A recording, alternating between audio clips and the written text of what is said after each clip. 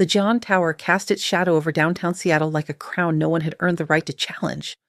Every floor of that 72-story monument to wealth gleamed under the Pacific Northwest sky, a blade of glass and steel that seemed to slice the clouds in half.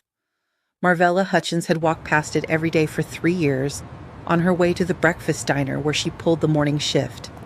She had never once imagined she would end up inside it. She definitely hadn't imagined she would end up asleep inside it. The chair she'd collapsed into was Italian leather. She didn't know that. She didn't know that the walnut desk in front of her had been custom carved by an artisan in Milan and shipped across 2 oceans. She didn't know that the rug beneath her worn sneakers cost more than a year of her salary. All she knew, in the 2.5 seconds before sleep swallowed her whole, was that this was the most comfortable thing she had ever sat in, and that her knees hurt so badly she was starting to think bones could cry. It was 3:04 in the morning. Marvella had been cleaning since 7 the previous evening. 2 offices downtown, 1 law firm in Belltown, and now the upper floors of the Jeon Tower. 16 hours in, her hands raw from industrial cleaning solution, her back knotted like rope left in the rain. Just 5 minutes, she told herself. Nobody comes to the executive floor at 3 in the morning. She was wrong about that.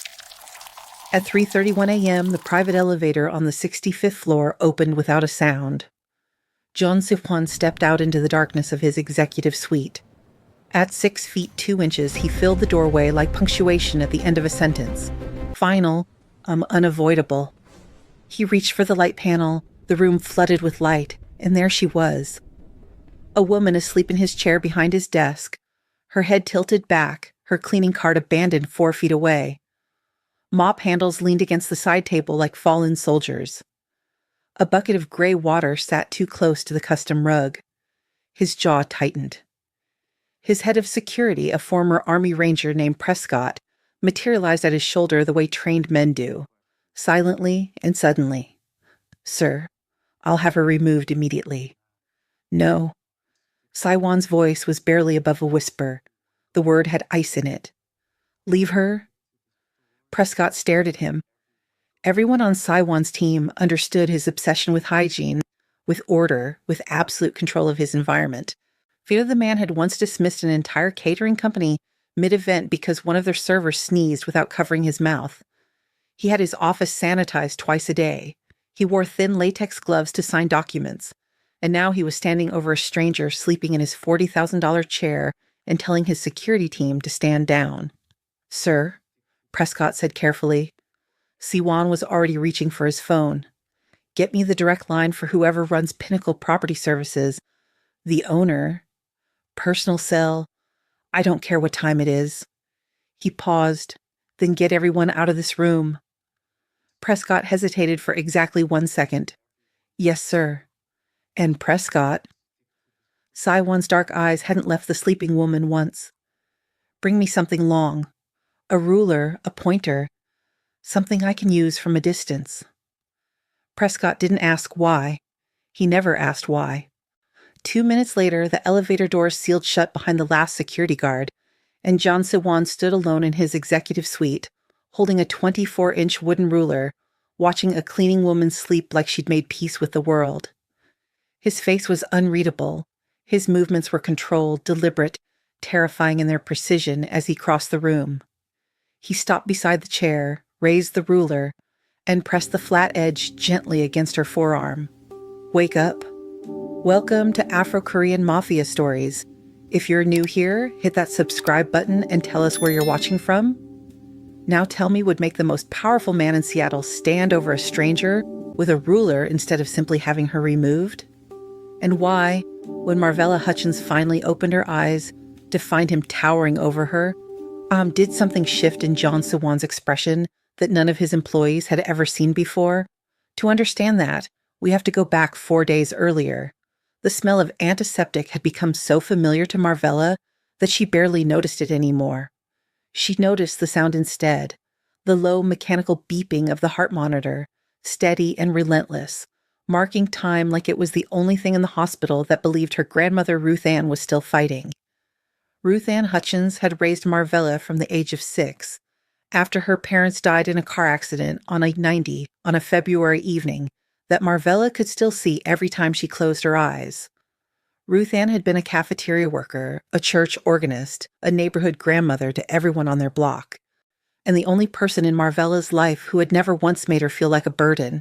Now she lay in a hospital bed in Seattle's Swedish Medical Center, 68 years old, with a tumor wrapped around her kidney and a surgery estimate that had nearly knocked Marvella off her feet when the billing coordinator handed it to her. Dr. Reyes found Marvella in the hallway outside Ruth Ann's room, sitting on the floor with her back against the wall. "Miss Hutchins." He crouched down beside her, which was the kind of doctor he was. "I know this is a lot to process." $160,000, Marvella said. "That's what half looks like." "The full procedure is $320. The hospital requires 50% secured before we can schedule the surgical suite." Dr. Reyes's voice was kind. "I'm so sorry. Without the surgery?" "I know." Marvella's voice was flat, not from coldness, but from the way people go flat when they've just been handed something too heavy to carry standing up. "How long do I have to figure this out?" "A week, maybe 10 days before the window starts to narrow. The tumor is slow moving, but not that slow." After Dr. Reyes left, Marvella sat on that hospital hallway floor for 14 minutes. She counted. Then she stood up, smoothed her scrubs, and went back into her grandmother's room. She held the old woman's hand and made a promise to the steady beeping of the monitor. "Whatever it takes, Nana. Whatever it takes."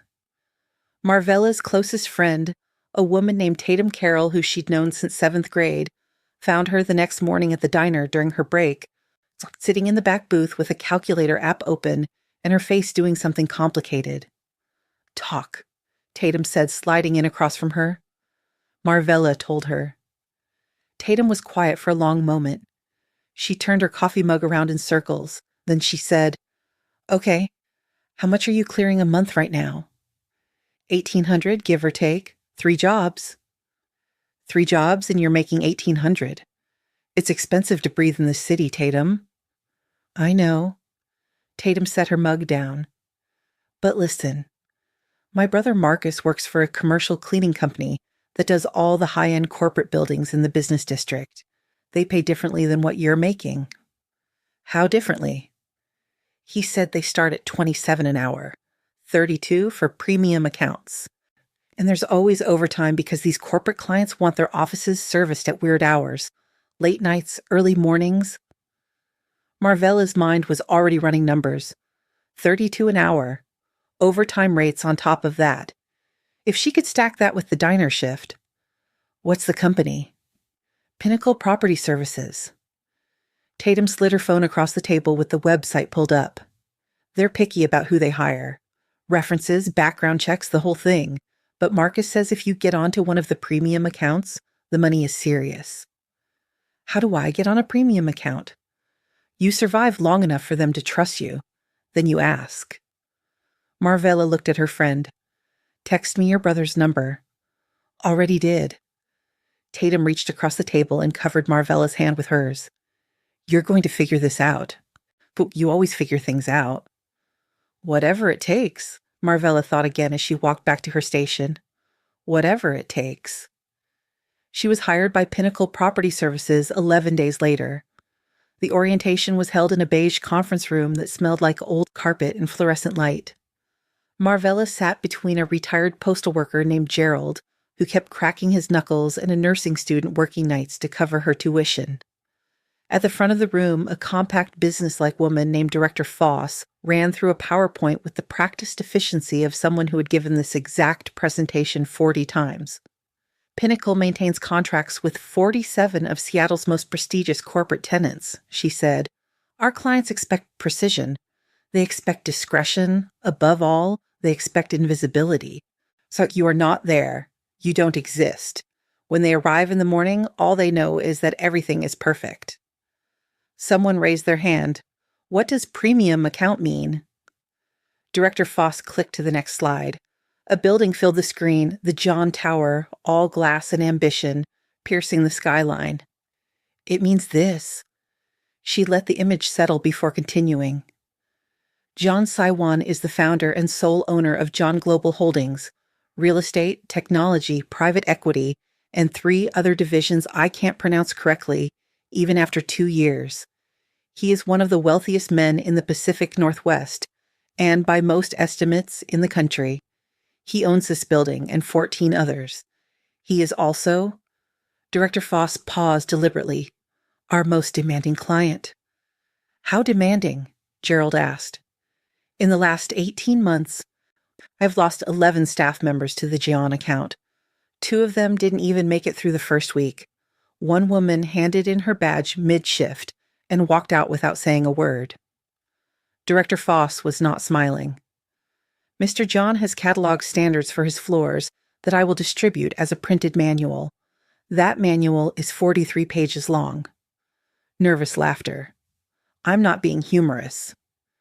She looked around the room. The John assignment pays $32 an hour, with overtime and a 6-month retention bonus that is substantial. For the right person, it is a significant financial opportunity. For the wrong person, it is a very bad night. Marvella raised her hand.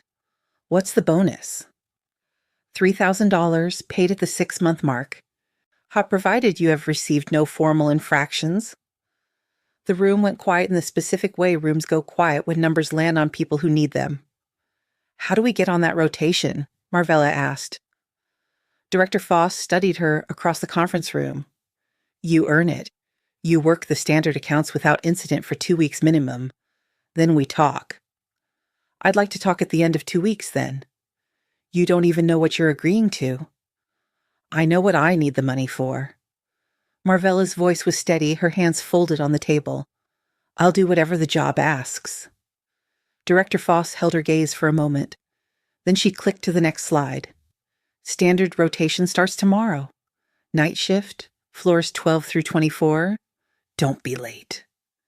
She lasted exactly 12 days before Director Foss called her in. You're fast.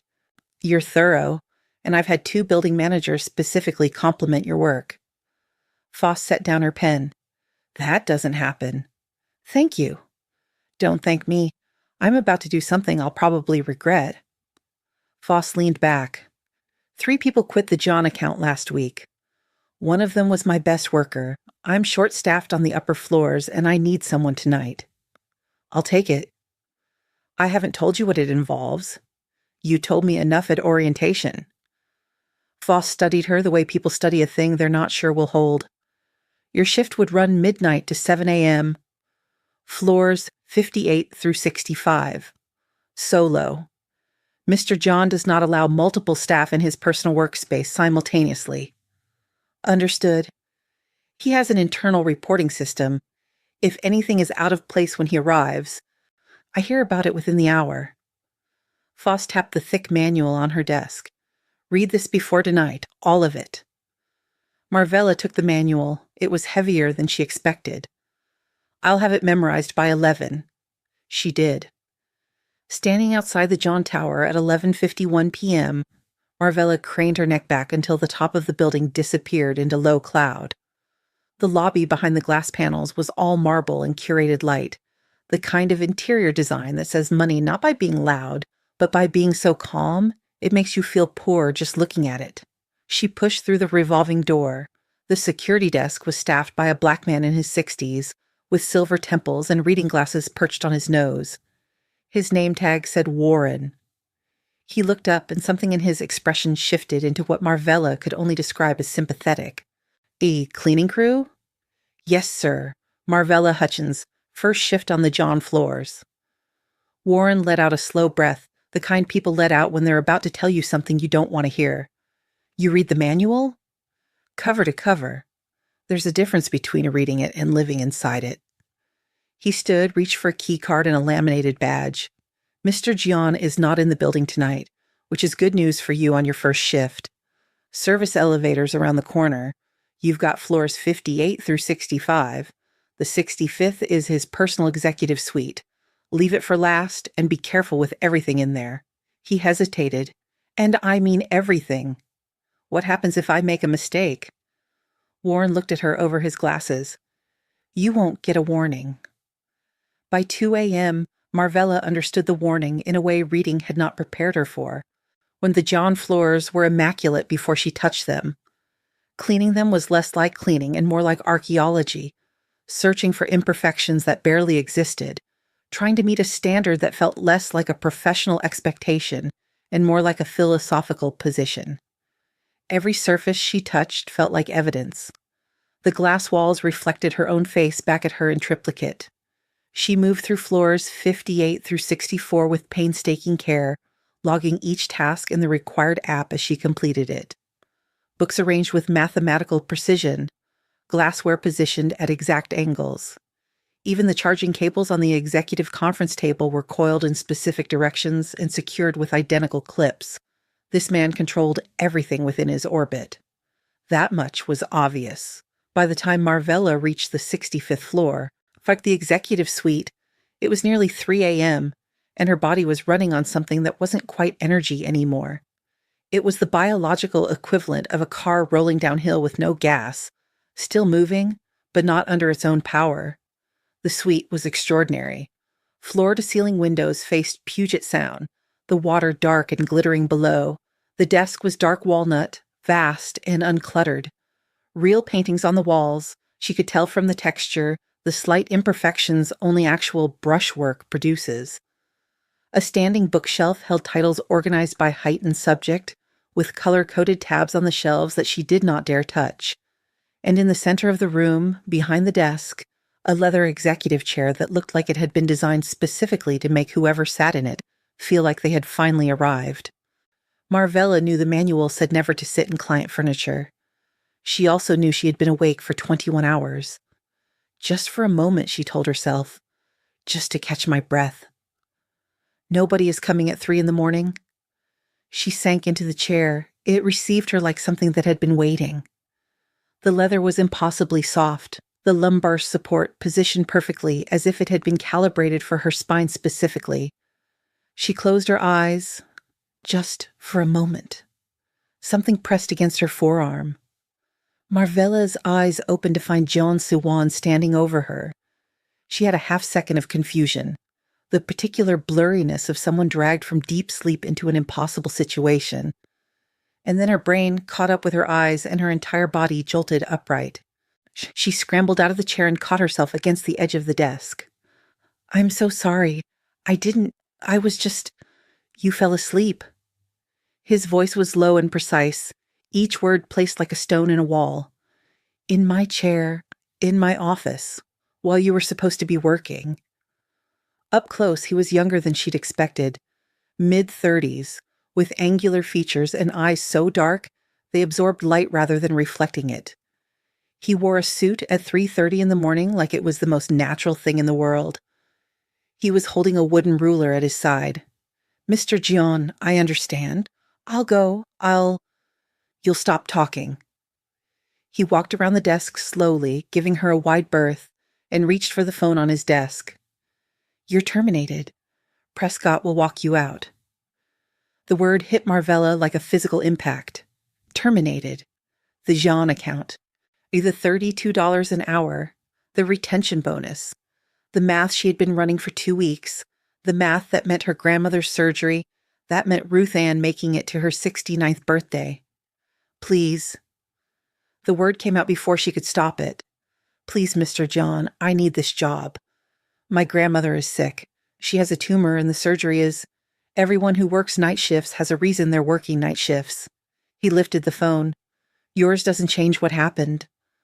Marvella did something she had not planned to do. She stepped forward and grabbed his wrist.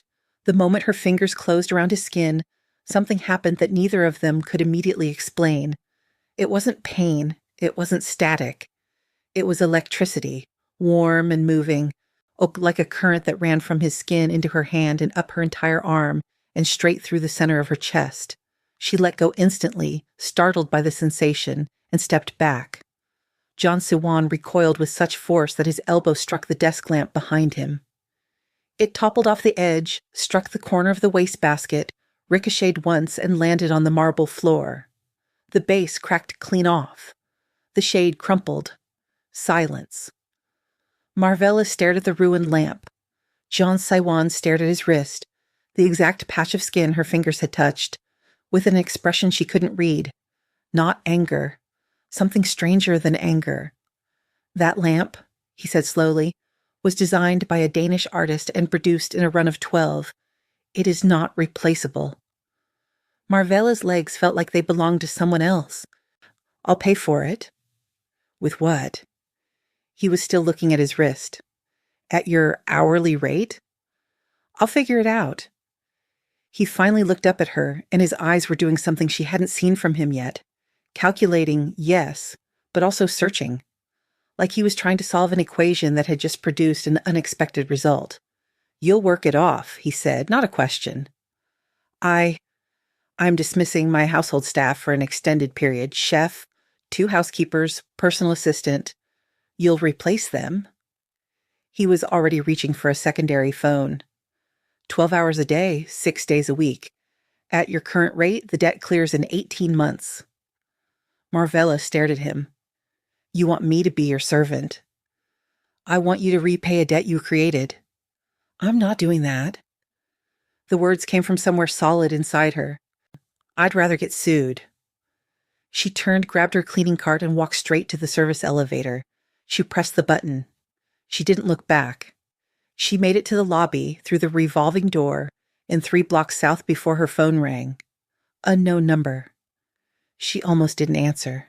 She answered. Miss Hutchins. Jeon Siwon's voice was calm and measured and somehow worse for it. I've located your grandmother's file at Swedish Medical. I've also spoken with the billing department. She stopped walking.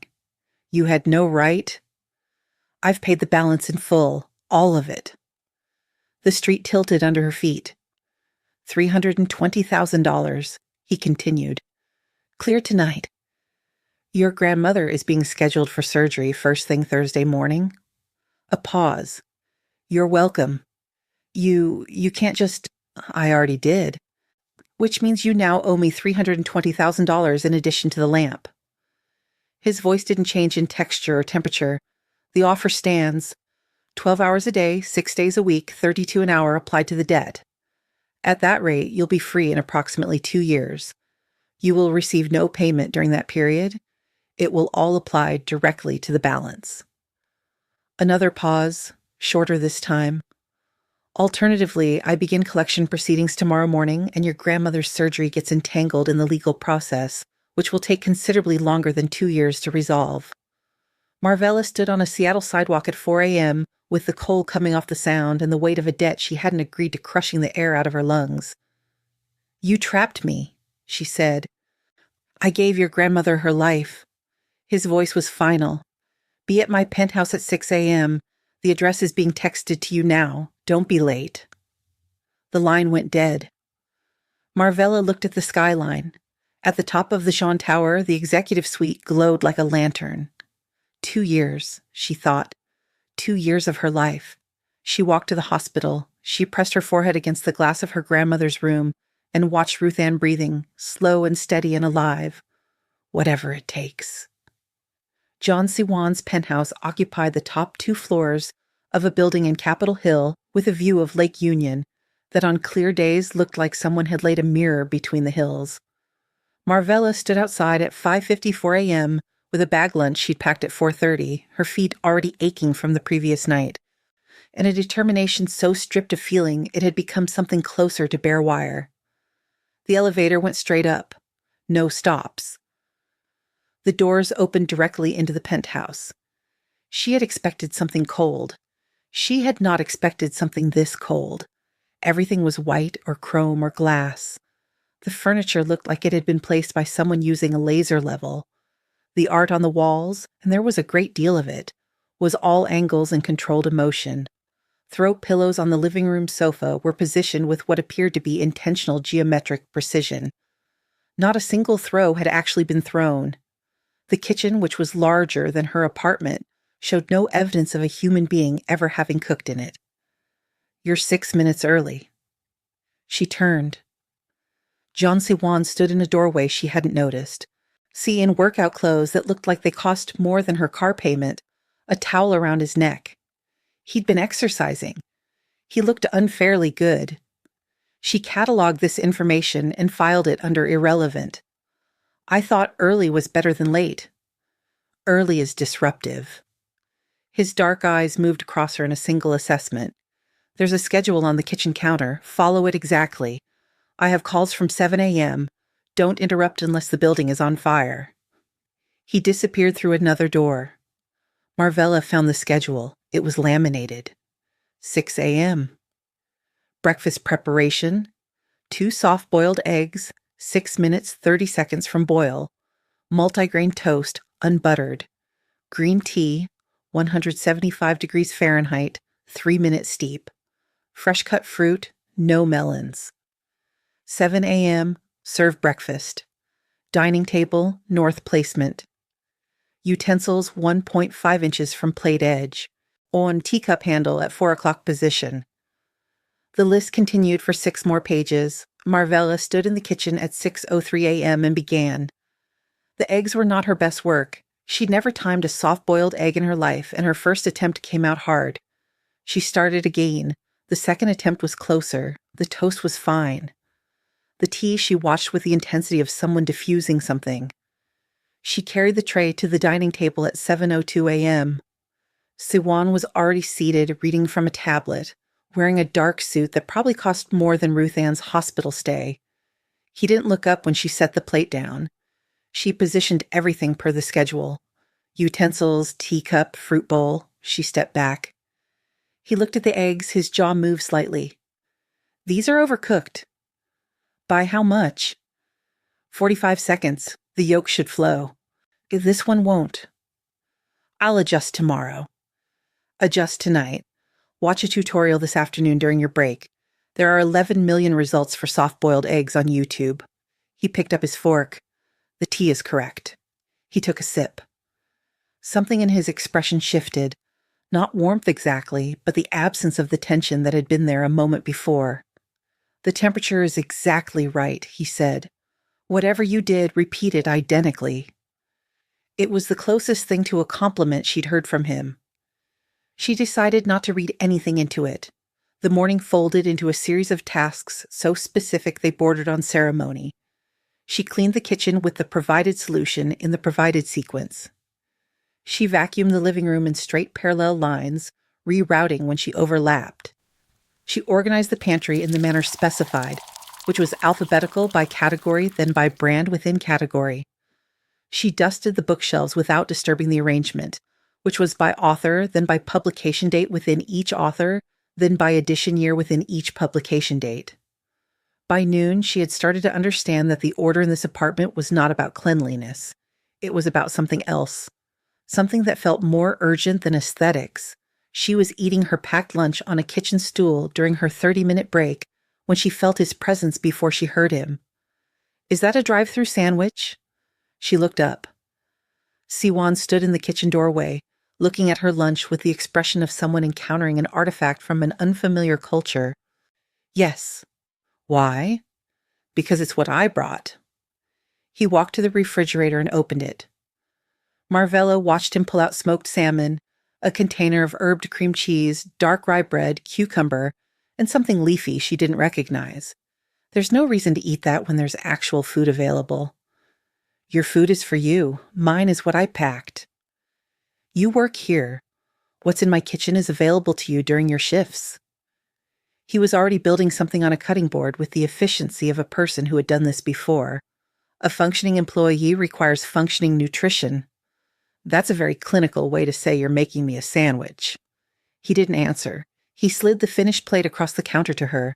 Open-faced, layered, beautiful in the way restaurant food is beautiful. He turned and left before she could respond. Marvella looked at the plate, then at the doorway he disappeared through. She ate the sandwich. It was extraordinary. The strange, almost touching started on day 4. She was reorganizing the storage room when she sensed him behind her. She turned and caught him reaching toward her shoulder, arm extended, hand open, but the moment she turned, he let it drop and took a half step back. You're putting the spare linens in the wrong order, he said. The list says by color. By color and threading count within each color group. It's implied by the organizational logic.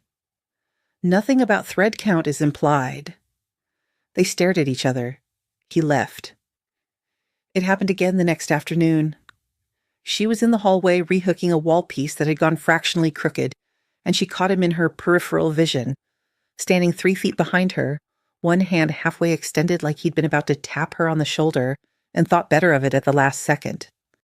"Did you need something?" "The frame is still 2 degrees off." "I'm fixing it." He watched her fix it, then he walked away. By day 7, she was certain. He kept finding reasons to be near her. He kept reaching for her and stopping himself, and every single time he did it, his eyes moved briefly to his own wrist, the same spot her fingers had closed around on the night they met. On day 9, she set down the glass she was polishing and turned around. "Why do you keep doing that?" He was standing behind her in the kitchen, pretending to check the organization of the spice cabinet. He went still. "Doing what?" "Reaching for me and then stopping. Every day, multiple times. You find a reason to stand close to me and then you pull back." She faced him directly. "If there's a problem with my work, go say it." He was quiet long enough that she thought he might simply leave. Then he said, "When you touched my wrist the night in my office, what did you feel?" The question was so precisely unexpected that she had to reset before answering. "I felt startled. You jumped and knocked over the lamp." "Before that, in the moment of contact." His voice was controlled, careful. "Did you feel anything?" She thought about it. The warm current, the way it had moved through her like something with direction. She had attributed it to stress hormones, to the adrenaline of the situation. "Why are you asking me this?" Siwon looked at her, and something crossed his face she hadn't seen before. Not power, not control, but the uncomfortable exposure of a person asking a question they're afraid to ask. "When people touch me, handshakes, okay, any contact, I feel contaminated. I always have. I can't tolerate it. But when you grabbed my wrist," he stopped. Then quietly, "It was different." Marvella set down the glass. "Hold out your hand," she said. What?" "If you want to understand it, let's test it. Hold out your hand." He looked at her for a long moment. Then, with the slow deliberateness of someone deciding to walk onto a bridge they're not sure will hold, he extended his arm. She placed her hand over his wrist. The current hit them both. It was undeniable this time, unhurried, impossible to attribute to adrenaline. A warm, moving electricity that ran between them like a closed circuit. Siwon's eyes widened and his breathing shifted. Neither of them moved. "You feel it," Marvella said. "Yes." "What does it feel like?" "On your end?" He looked at their hands, her fingers on his wrist, his pulse beating steadily under her touch. "Like I'm present," he said. "I spend most of my life not feeling present, like I'm watching everything from behind glass. But this—" He stopped, the sentence unfinished. Marvella slowly withdrew her hand. Her heart was doing something complicated. "I don't know what that means," she said carefully. "Neither do I." He looked at his wrist for a long moment. "But I intend to find out." That night, lying in her apartment with the city humming outside her window, Marvella stared at the ceiling and had a very firm conversation with herself. This man had trapped her in a 2-year debt she hadn't agreed to. He had used her grandmother's life as leverage. He was controlling, obsessive, and fundamentally impossible. The fact that touching his wrist produced a sensation she had never felt with another person was a physiological anomaly, not a romantic development. She was not developing feelings for Jeon Siwon. She absolutely was not. 12 days into her employment, the thing happened that broke everything open. She was in the kitchen preparing his afternoon tea when she heard him on the phone in his office, and something in his voice was different, tighter, faster, the particular vocal quality of a person whose composure is being tested past its structural limits. She heard, "Today? That's not possible. I need more time."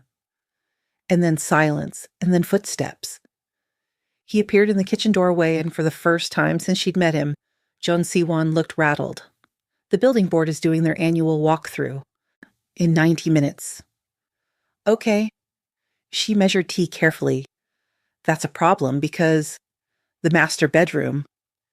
He ran a hand through his hair, the first uncontrolled gesture she'd ever witnessed from him. I had an episode last night, a bad one. I didn't sleep well.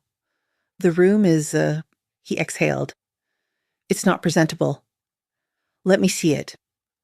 She walked to the bedroom and pushed the door open. The room looked like weather had happened inside it.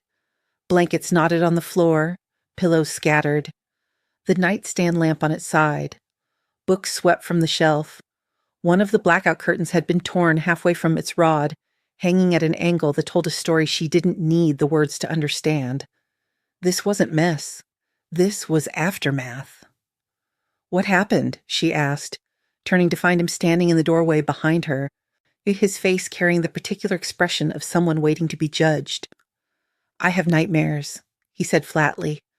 Sometimes they're bad enough that I wake up and don't know where I am. Last night was one of those nights. Marvella looked at him for a moment. Then she turned back to the room. How long until they arrive? 80 minutes? Then we should get started. She didn't ask another question. She stripped the bed. He picked up the books. She remade the sheets with military efficiency while he reassembled the nightstand arrangement. She fixed the curtain rod while he cleared the floor. At one point, they both reached for the same pillow from opposite sides, and their hands landed on it at the same moment, and neither of them moved for a beat longer than the task required.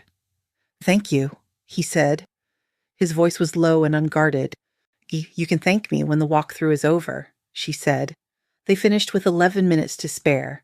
The building board was 2 people, a brisk woman with a clipboard named Henderson, and a younger man named Ortiz with a property inspection tablet. Marvella met them at the elevator. Mr. Jeon is in a call, she told them smoothly. I'm Marvella Hutchins, his household director. I'll walk you through. She showed them every room. She answered every question. When they reached the bedroom, Henderson walked its perimeter, tested the window locks, checked the smoke detector, and wrote something on her clipboard that Marvella couldn't read. This is impeccably maintained, Henderson said. Please tell Mr. Jeon his property is in excellent standing. After they left, Marvella found Siwon in his office, not working, just sitting, staring at the middle distance. They're gone, passed with commendations. He let out a breath that seemed to have been sitting in his chest for an hour. Thank you, for not making me explain the room, for just... He stopped, for just helping. Marvella sat down in the chair across his desk, which she had never done before. It felt like crossing a line that had been invisible until now, but something in his expression made the line seem less like a wall and more like a suggestion. Tell me about the nightmares, she said. If you want to. He was quiet for a long time. Then he talked. He had been 10 years old. His family was living in Portland in a house near the river that his father had bought with 15 years of savings. His mother worked evenings. His father worked days, which meant that from 4 p.m. to 10 p.m., it was Siwon and his 8-year-old brother Junho alone. Siwon had been, by his own account, a reckless child, curious to the point of dangerous, always testing the boundaries of what was allowed, always convinced he was smarter than the rules that had been made for less intelligent people. He found a box of matches in the utility closet. I knew I wasn't supposed to, he said. I knew it the way you know something before you do it anyway. I was in the basement. I was lighting them one at a time and watching them burn. The way the flame caught and moved, it felt like having power over something. He paused. One of them fell on an old blanket we kept down there. It caught before I could stop it. By the time I thought to get water, the shelf beside it was burning. I ran upstairs for Junho. I had him. I got him out the back door. But the fire spread so fast and there was so much smoke and I couldn't remember if I'd closed all the windows and I went back in. He stopped. Siwon, Marvella said quietly. I made it back out. The fire department arrived, but there was a section in the back of the house that collapsed while they were still setting up. My father had come home. He heard us screaming from the driveway. He ran in through the back to make sure Junho's bedroom was clear. His voice had gone completely flat, in the way that deep pain goes flat when it's been carried too long. He didn't make it out. The room was silent except for the low hum of the city outside. Junho blamed himself for years, Siwon continued. He thought if he hadn't frozen on the steps, if he'd run faster, our father might have had a different route. My mother? He pressed his mouth closed for a moment. My mother held it together. She was extraordinary. But I watched her become a different person after that. She was present, but somewhere else. She never said a word to me about it, not one word, which was somehow worse than blame. Because you were blaming yourself. I caused it. My inability to follow a simple rule caused it. And after that, every rule became... He looked at his hands. Every rule became something I couldn't afford to break. Every space became something I had to control. Because if I controlled everything, nothing catastrophic could happen. Marvella stood up. She walked around the desk. He watched her the way someone watches a thing they don't trust themselves to respond to correctly. She held out her hand. After a moment, he placed his in it. The current ran between them, steady and warm. You were 10 years old, she said. You made a mistake. You got your brother out. You did that. And you have been punishing yourself for 25 years for a decision a 10-year-old made in a basement with a box of matches. I know what I caused. You know what happened. That's not the same as knowing it was your fault. Your father ran back in. That was his choice, and it came from love. You cannot carry that. She squeezed his hand. And the control, the precision, the schedules, the rules, that's not discipline. That's a wound that never healed because nobody ever helped it heal. I don't know how to be any other way. That's what therapy is for. He looked at her sharply. You heard me, she said. You're not broken. You're untreated. There's a difference. She let go of his hand. And I'll say one more thing. Living in a perfect, sterile, controlled world isn't honoring your father. He ran back into a burning house because he loved his family. Honor him by being willing to actually live. Siwon stared at the space between them for a long moment. My household director is giving me life advice. Your household director is a 29-year-old woman who has cleaned your baseboards for 12 days. And yes. Something happened in the vicinity of his mouth that wasn't quite a smile but was closer than anything she'd seen from him. My brother Junho is flying in next month, he said after a moment. He's been asking me to see a therapist for 4 years. Listen to your brother. Another pause. Then, would you... He stopped. Started again. My grandmother. The one raising you. Does she have visitors besides you? Marvella blinked. What? I've been receiving her medical updates. Standard practice when I sponsor a patient's account. Dr. Reyes says she's recovering ahead of schedule. She sounds like a remarkable woman. He looked at a point past Marvella's shoulder. I'd like to meet her, if that's appropriate. Marvella stared at him. Jeon Siwon, who wore gloves to sign documents, who had a protocol for every surface in his home, who flinched at proximity to other human beings, was asking to visit her grandmother in a hospital. Sunday is visiting hours, she said slowly. I'm aware. I've already reviewed the hospital's policies. A pause. I would accompany you if the offer is open. It's open, she said, and she wasn't sure what else she meant by it. But she was pretty sure she meant more than just the hospital. He showed up Sunday morning in dark pants and a soft gray jacket, a bag in his hand that contained, she checked, hand sanitizer in 3 sizes, disposable gloves, antimicrobial wipes, and what appeared to be a personal-grade air filtration mask he chose not to wear, but had brought just in case. The lobby of the hospital nearly broke him. She could see it in the set of his jaw, the controlled breathing, the way he inventoried every surface he might touch. On the elevator, a nurse with a chart bumped his shoulder accidentally. Siwon went rigid. His eyes found Marvella's across the small space. She reached over and pressed 2 fingers against the back of his hand. Not his wrist, just the back of his hand, barely a touch. He steadied. They made it to Ruth Ann's room.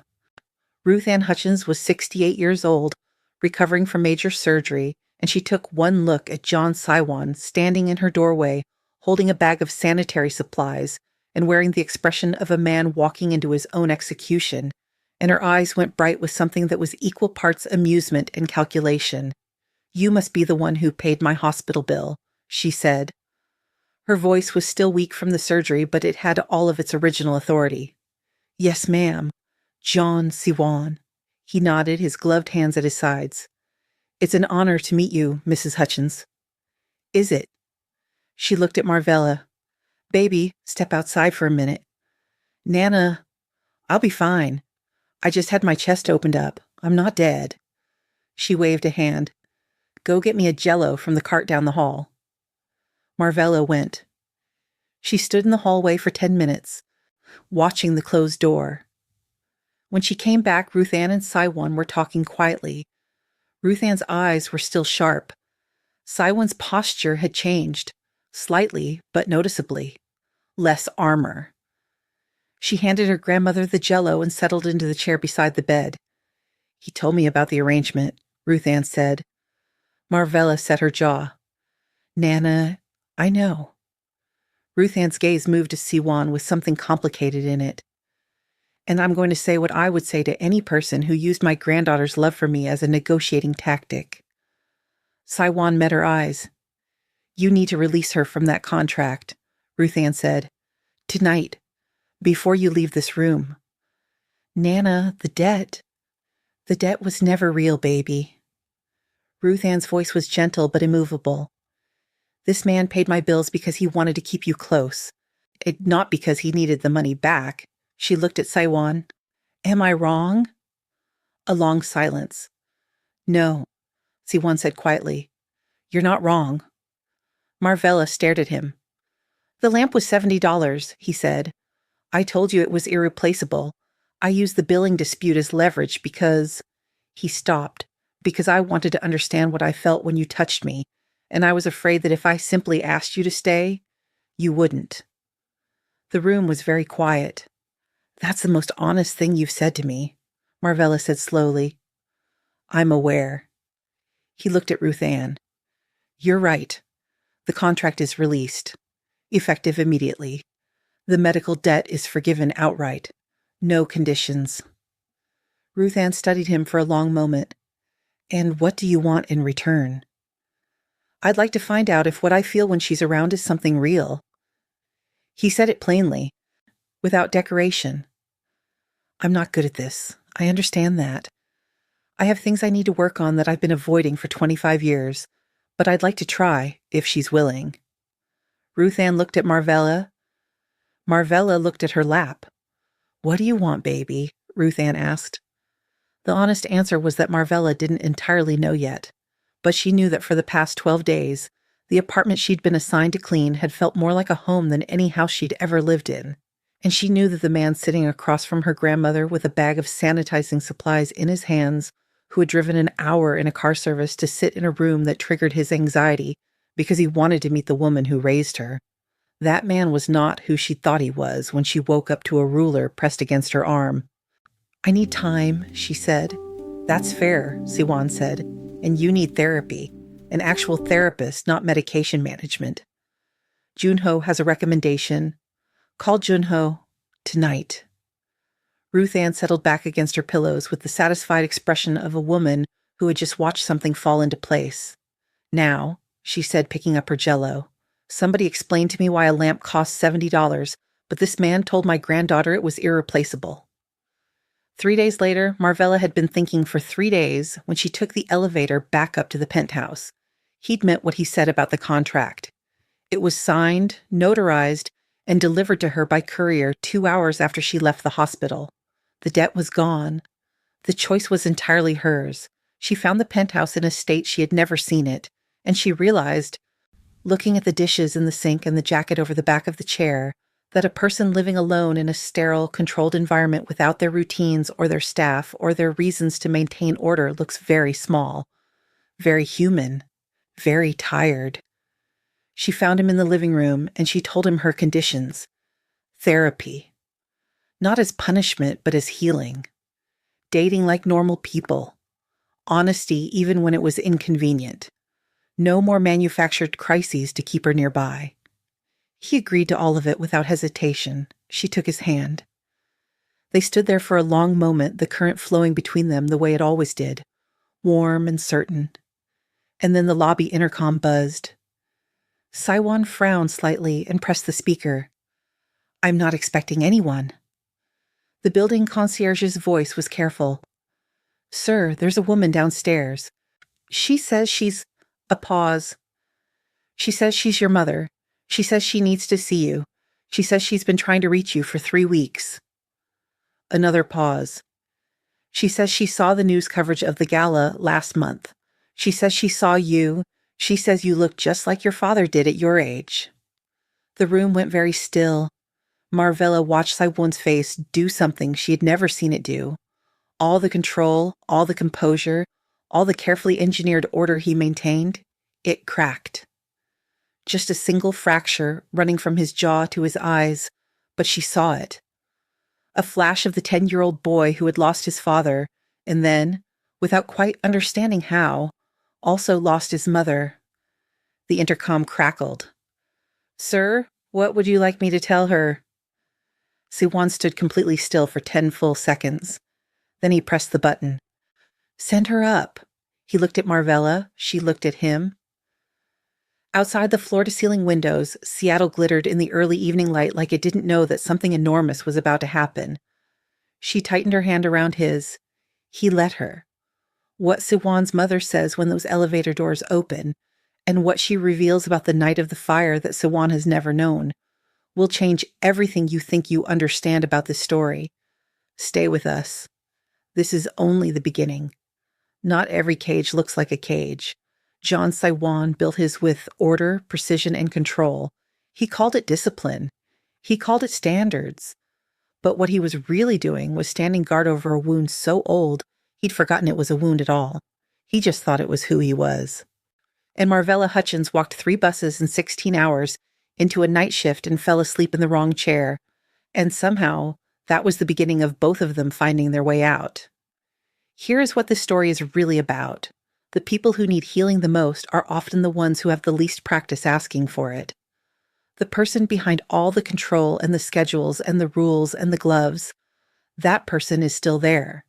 Still the 10-year-old in the basement with a box of matches. Still the 6-year-old girl watching her grandmother become her whole world. Still human. Still reachable. You cannot love someone into healing, but you can be present with them while they choose to heal themselves. That's different. That's rarer. And that's worth more than any lamp in any executive suite in any tower in any city. The electricity between Siwon and Marvella isn't magic. It's what happens when 2 people who have been managing pain alone finally find someone willing to say, "I see you, the real version, and I'm staying anyway." That's what love does when it's working correctly. It doesn't fix you. It makes you brave enough to fix yourself. If this story reached something in you, if you saw yourself in Marvella's exhaustion, or in Siwon's need for control, or in Ruth Ann's quiet strength, then hit that like button right now. And subscribe, because we have more stories coming. Stories about people who thought they were trapped, and the unexpected moments that set them free. Stories about love that starts in the wrong place and grows into something that changes both people from the inside out. Stories that will make you laugh, make you cry, and remind you that the hardest days have a way of leading you somewhere you couldn't have reached any other way. Drop a comment below. Tell me. Are you Team Marvella? You think she was right to give him a second chance? Or are you Team Ruth Ann? You think she should have walked away the moment the contract was signed? The answer says a lot about where you've been. See you in the next story.